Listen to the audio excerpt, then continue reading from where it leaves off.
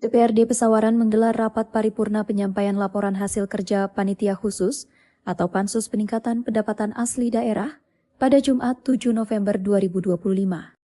Rapat berlangsung di ruang sidang utama DPRD Pesawaran, dipimpin Ketua DPRD Ahmad Riko Julian, didampingi Wakil Ketua M. Nasir dan Arya Guna.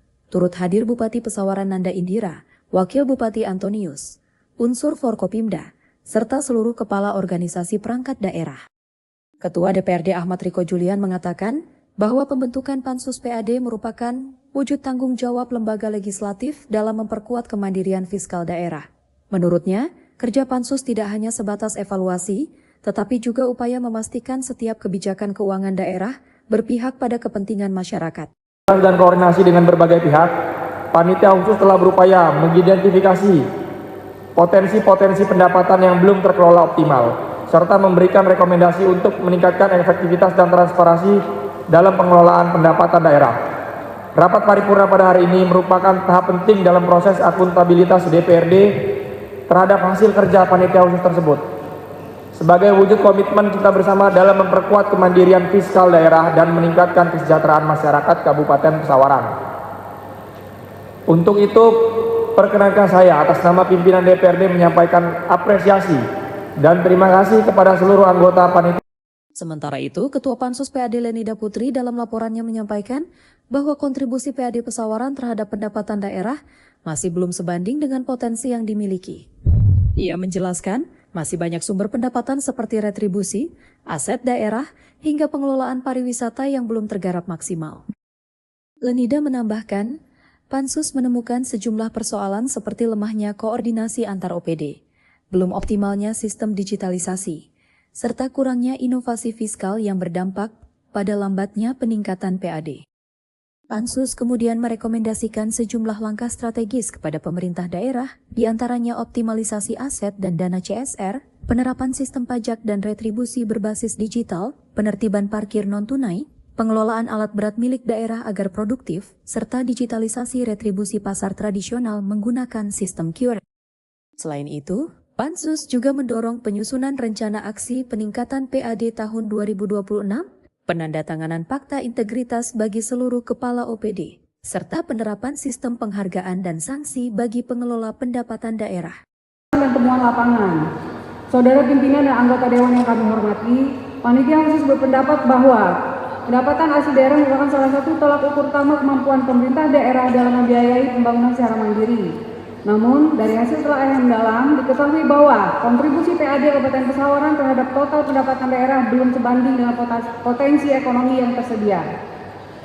Struktur PAD Kabupaten Pesawaran saat ini masih sangat tergantung pada penerimaan pajak daerah, sementara sektor lain seperti retribusi daerah, pengelolaan aset, serta hasil pengelolaan kekayaan daerah yang dipisahkan belum memberikan kontribusi yang optimal.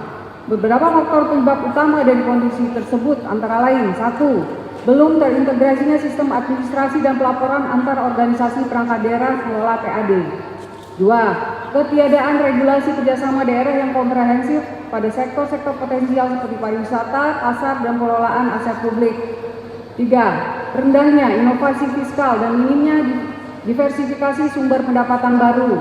Serta keempat, terbatasnya kapasitas sumber daya manusia di bidang pengawasan dan pengelolaan keuangan daerah.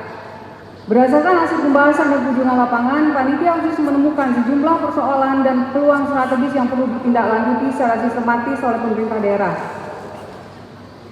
1. Badan Pengelolaan Keuangan dan Menanggapi laporan tersebut, Bupati Pesawaran Nanda Indira mengapresiasi kerja DPRD dan Pansus PAD yang dinilai konstruktif serta berorientasi pada perbaikan sistem keuangan daerah. Dalam sambutannya, Bupati menegaskan bahwa pendapatan asli daerah bukan sekadar angka, tetapi instrumen untuk mensejahterakan masyarakat. Setiap rupiah yang masuk ke kas daerah, kata Nanda, harus kembali dalam bentuk pembangunan dan pelayanan publik. Mungkin sumber penghasilan untuk peningkatan kesejahteraan masyarakat di Pesawaran, akan tetapi esensi dari PAD ini adalah mengembalikan semua pendapatan ini dalam pos belanja yang sebesar-besarnya kita gunakan kemaslahatan publik masyarakat. Kita sama-sama bantu, kita sama-sama support Bapak Ibu sekalian. Yakin ke depan tidak mudah, tapi dengan kebersamaan mudah-mudahan kita bisa menyelesaikan semua tugas ini dengan baik.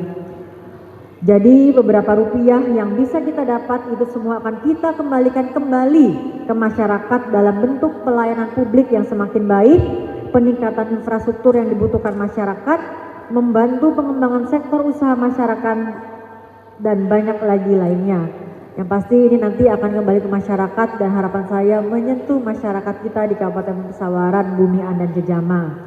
Pimpinan dan anggota Dewan yang terhormat, kami setidaknya mencatat beberapa poin sebagai tanggapan atas usaha peningkatan PAD ini. 1. Penguatan tata kelola dan sistem pendapatan.